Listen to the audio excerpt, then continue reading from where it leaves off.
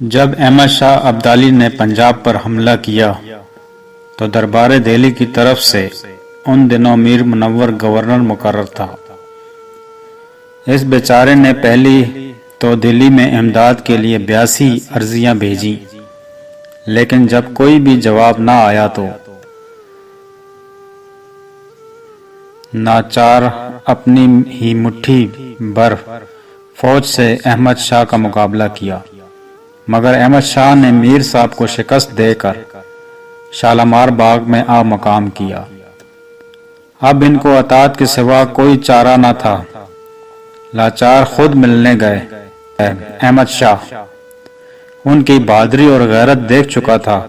عزت کے ساتھ اٹھ کر پوچھا، احمد شاہ، میر صاحب، آپ نے لڑائی سے پہلے ہی اطاعت کیوں نہ قبول کی؟ میر منور، صرف اس لیے جو میرا آقا ہے اس کی مرضی کے بغیر میں ایسا نہ کر سکتا تھا۔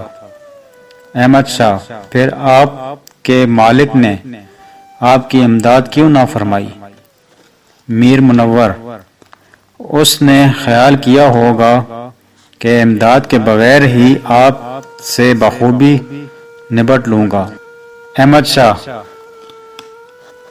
اچھا، اگر آپ فتح پاتے تو میرے ساتھ کیا سلوک کرتے؟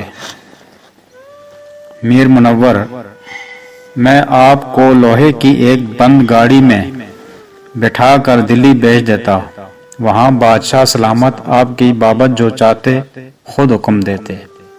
احمد شاہ، اچھا، اب کہ خدا نے مجھے فتح مند کیا ہے، مجھے آپ سے کیا سلوک کرنا چاہیے؟ میر منور، اگر آپ کسائی ہیں تو قتل کر دیجئے، ڈاکو ہیں تو لوٹ لیجئے، سوداگر ہیں تو جرمانہ کر دیجئے، اور بادشاہ ہیں تو معاف فرما دیجئے۔